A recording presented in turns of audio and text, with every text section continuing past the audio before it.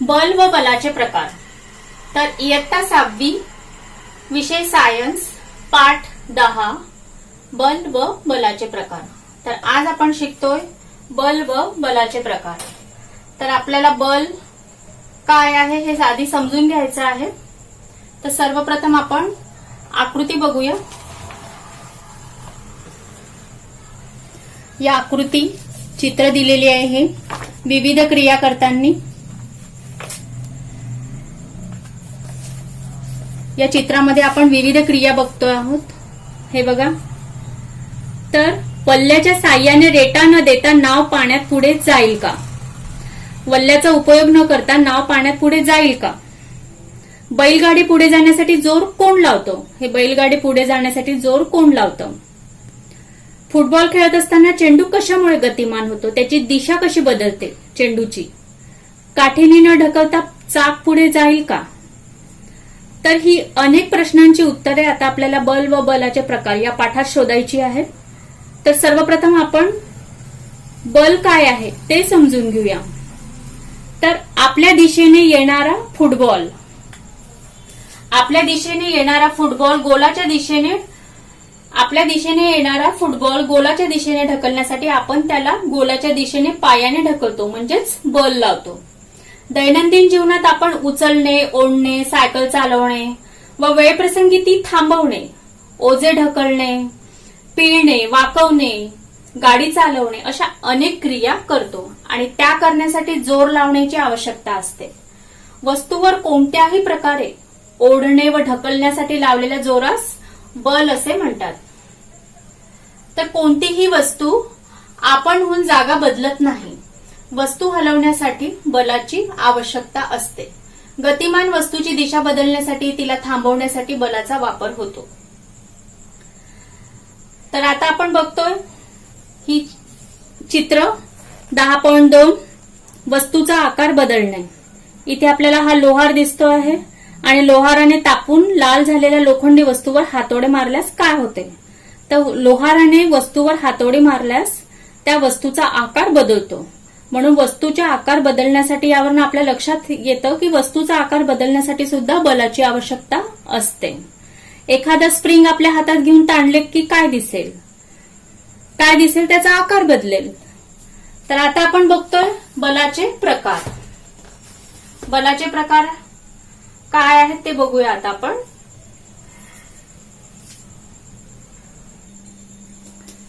आता आपण बघतोय बलाचे प्रकार। तर सर्वप्रथम बघूया स्नायुबल। तर स्नायुबल म्हणजे काय? स्नायूंच्या साह्याने लावलेल्या बलाला स्नायुबल असे म्हणतात। तर सर्वप्रथम आपण हे चित्र बघूया पाठामध्ये दिलेलं। तर हा मुलगा आपल्याला दिसत आहे, तो वजन उचलत आहे जिम मधला। चित्र 10.1 मध्ये होणाऱ्या सर्व क्रियांमध्ये शरीरातील हाडे व स्नायूंच्या साह्याने हालचाली घडून येतात। तर हे आपण चित्र 10.1 बघितलं, त्यामध्ये होणाऱ्या सर्व क्रियांमध्ये शरीरातील हाडे व स्नायूंच्या साह्याने हालचाली घडून येतात आणि शेजारील चित्रांमध्ये वजन उचलणारी व्यक्ती स्नायुबलाचा वापर करून वजन उचलते। तर आपण जिम मध्ये बघतो ते स्नायूंचा वापर करून मोठमोठी वजन उचलतात। तर स्नायूंच्या साह्याने लावलेल्या बलाला स्नायुबल म्हणतात। आता आपल्याला विचारलंय की तुम्ही रोजच्या जीवनात स्नायुबलाचा वापर करून कोणती कामे करता? तर आठवा, आपण कोणती कामे करतो स्नायुबलाचा वापर करून? दुसरं बल आहे यांत्रिक बल। यांत्रिक बल यामध्ये अनेक कामं करण्यासाठी आपल्याला वेगवेगळ्या यंत्राचा वापर करावा लागतो। आता आपल्याकडे अनेक यंत्र असतात। काही यंत्रे चालवण्यासाठी स्नायुबलाचा वापर होतो, काही यंत्रे ही विजेच्या अथवा इंधनांचा वापर करून चालवली जातात।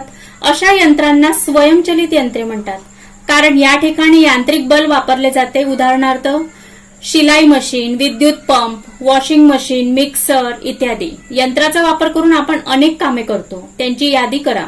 आपण हे चित्र 10.4 मध्ये बघतो यंत्र, अनेक यंत्रे दिलेली आहेत। ट्रॅक्टर आहे, ट्रॅक्टरने आपण शेतीची कामे करतो, नांगरणी, वखरणी, शेतीची अनेक कामे असतात ते या ट्रॅक्टरद्वारे केली जातात।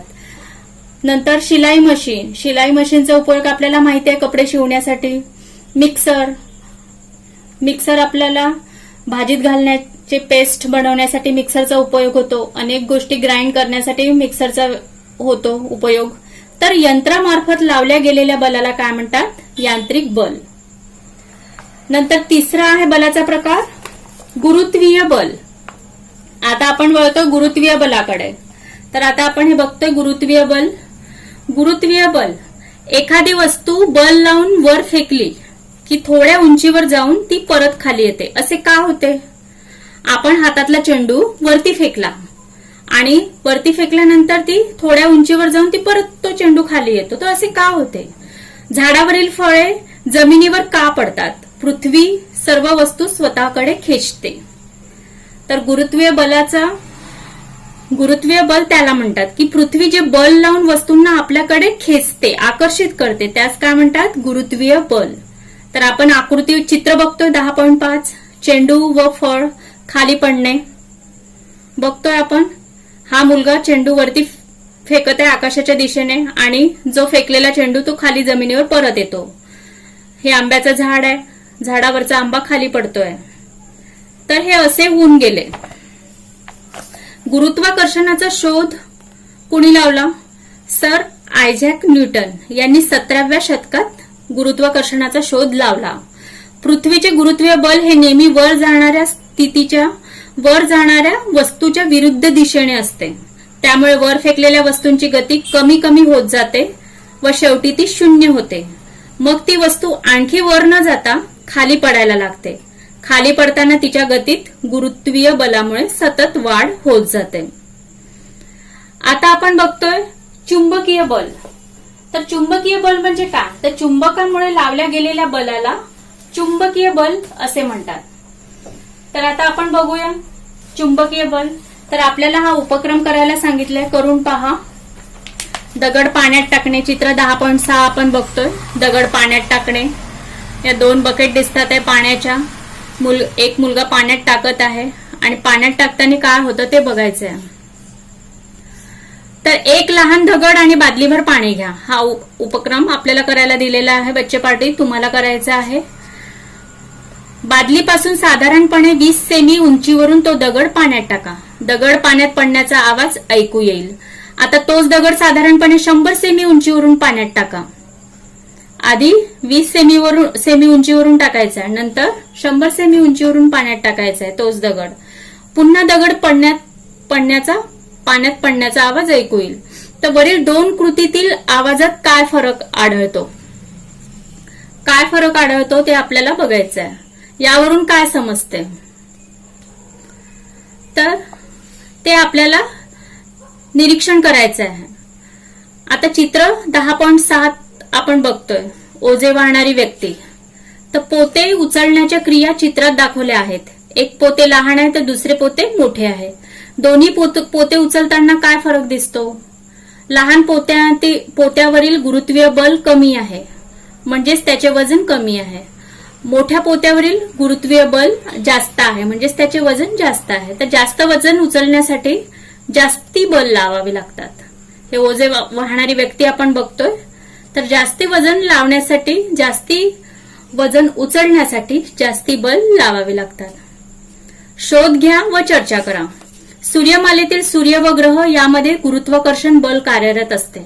त्यामुळे ग्रह सूर्याभोवती सतत फिरत असतात. त्याचबरोबर ग्रह आणि उपग्रह यामध्येही गुरुत्वाकर्षण बल कार्यरत असते. मग सर्व ग्रह आणि उपग्रह सूर्याकडे का झेपावत नाहीत? तर आकाशात झेपावणाऱ्या विमानावर कोणकोणती बलं कार्यरत असतात? जी विमानं आपण आकाशात बघतो, तर त्या आकाशात झेपावणाऱ्या विमानावर कोणकोणती बले कार्यरत असतात? आता आपल्याला माहिती आहे का तुम्हाला? वस्तूचे वजन करण्यासाठी वस्तू ताण काट्याच्या हुकाला टांगतात. आपण बघितलेला आहे ताणकाटा. टांगलेली वस्तू पृथ्वीच्या गुरुत्वीय बलाने खाली ओढली जाते. त्याच वेळी स्प्रिंगच्या ताणाचे बल हे वस्तूला सतत वर ओढत असते. ज्यावेळी स्प्रिंगचा ताण आणि पृथ्वीचे गुरुत्वीय बल समान होतात त्यावेळी वस्तू स्थिरावते. या स्थितीत काट्यावरील मोजपट्टीवरून गुरुत्वीय बल समजते, म्हणजेच वस्तूचे वजन समजते. पृथ्वीवरील गुरुत्वीय बल म्हणजेच त्या वस्तूचे वजन होय. आता आपण वळतोय चुंबकीय बलाकडे. तर चुंबकीय बल म्हणजे काय? चुंबकामुळे लावल्या गेलेल्या बलाला काय म्हणतात? चुंबकीय बल असे म्हणतात. तर आता आपण ते उदाहरणाद्वारे इथे चित्राद्वारे समजून घेऊया. टेबलावर एक चुंबक ठेवा. एक मोठा लोखंडी खिळा चुंबकाजवळ न्या. तो चुंबकाला चिकटतो. आता चुंबक हवेत खिळ्यापासून दूर उभा करा. काय होईल? तर चुंबकामुळे लावल्या गेलेल्या बलाला चुंबकीय बल म्हणतात. तर हे या प्रयोगाद्वारे आपल्याला सिद्ध होईल. आपल्या लक्षात येईल की चुंबकामुळे लावल्या गेलेल्या बलाला चुंबकीय बल असे म्हणतात. आता आपण बघतोय बलाचे प्रकार मधील 5वं बल प्रकार, त्याला म्हणतात घर्षण बल. आपल्याकडे सर्वांकडे आपण कॅरम बोर्ड ओळखतो. कॅरम बोर्ड आपण माहिती आहे आपल्याला, आणि कॅरम बोर्ड वरती ज्या गोट्या आपण खेळलेल्याही आहे. तर कॅरमच्या सोंगटीला हळूच टिचकी मारली असता ती कॅरम बोर्डवरून घसरत पुढे जाते, परंतु काही अंतरावर जाऊन थांबते. सपाट जमिनीवरून घरंगळणारा चेंडू थोड्या अंतरावर जाऊन थांबतो. असे का होते? दोन पृष्ठभाग एकमेकांना घासत असताना त्यांच्यामध्ये घर्षण बल कार्य करू लागते. ते नेहमी गतीच्या विरोधात कार्य करते. कॅरम खेळताना कॅरम बोर्डवर पावडर का टाकली जाते? माहिती आहे तुम्हाला का टाकली जाते पावडर? सायकल चालवताना ब्रेक लावला की थोड्या अंतरावर जाऊन सायकल थांबते. ब्रेक कसा लागतो? कोणत्या भागामध्ये घर्षण निर्माण होते? तर आता आपल्याला हे सगळे करून बघायचं आहे.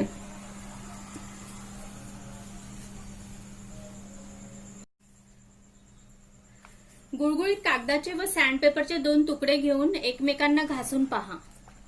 काय लक्षात येईल?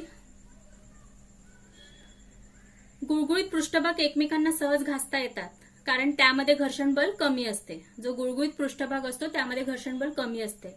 तर खडबडीत पृष्ठभाग एकमेकांवरून सहज घासता येत नाहीत, कारण त्यामधील घर्षण बल जास्त असते. जमिनीवरून चालताना घर्षण बलामुळेच पुढे जाणे शक्य होते. घर्षण नसेल तर आपण पाय घसरून पडतो. उदाहरण, तेलकट किंवा ओल्या फरशीवरून चालताना घसरण्याची शक्यता जास्ती असते, कारण ती गुळगुळीत असते. तेलामुळे किंवा पाण्यामुळे फरशी ओली असते तर ती गुळगुळीत होते, त्यामुळे आपण पडण्याची शक्यता जास्ती असते पाय घसरून. चिखलात अडकलेल्या मोटारीला बाहेर काढण्यासाठी लाकडी फळी का टाकली जाते? लाकडी फळी टाकल्याने चाक व फळीमध्ये घर्षण बल निर्माण होते आणि चिखलातून मोटार काढता येते. थोडक्यात गरजेप्रमाणे घर्षण बल कमी अधिक करता येते. आता आपण 6वा प्रकार शिकतोय बलाचा, स्थितीत विद्युत बल. तर आता इथे पण आपल्याला प्रयोग करायचा आहे की कागदाचे बारीक चपटे टेबलावर, कागदाचे बारीक कपटे म्हणजे बारीक बारीक कागदाचे तुकडे करायचे आणि ते टेबलवर पसरवायचे. थर्माकोलचा तुकडा किंवा फुगलेला फुगा रेशमी कापडावर घासून या कपट्यांजवळ आणा. प्लास्टिकचा कंगवा तेल न लावलेल्या केसांवर घासून ही कृती पुन्हा करा. मोराचे पीस वहीच्या 2 कागदात घासून ते बोटांजवळ आणून बघा. आपण हे चित्र बघतोय. 10.9 स्थितीत विद्युत बल. वरील कृतीत कागदाचे कपटे, दोरा, मोराचे पीस हे हालताना दिसतात. असे का होते? तर घर्षणामुळे रबर, प्लास्टिक, एबोनाइट यासारख्या पदार्थांवर विद्युतभार निर्माण होतो आणि अशा विद्युतभारित पदार्थांमध्ये जे बल निर्माण होते त्याला स्थितीत विद्युत बल असे म्हणतात. तर आपण बच्चापाटी बल म्हणजे काय, बलाचे प्रकार काय आहेत, बलामुळे कोणत्या वस्तू कशा गतिमान होतात हे आपण बघतो या पाठामध्ये. आता आपण बघतो एकत्रित बले. एकत्रित बले म्हणजे एखादी क्रिया घडत असताना विविध प्रकारची बले वस्तूवर कार्यरत करतात. क्रिया एखादी घडत आहे तर विविध प्रकारची बले वस्तूवर कार्य करतात व ती क्रिया पूर्ण होते. रोलर कोस्टर किंवा समुद्र किनाऱ्यावर सेलबोटच्या कसरती तुम्ही पाहिल्या असतील. त्यामध्ये विविध प्रकारची बले एकत्र आलेली असतात. त्याविषयी अधिक माहिती घेण्यासाठी इंटरनेटवर गुगल सर्चमध्ये ट्रिक सायन्स असे टाईप करा आणि माहिती मिळवा. आता आपल्याला थोडी गंमत सांगितलेली आहे की प्लास्टिकच्या रंगीत कागदांचे मासे तयार करा. माशांच्या एका बाजूला टाचणी लावा. परातीत किंवा खोल भांड्यात पाणी घ्या.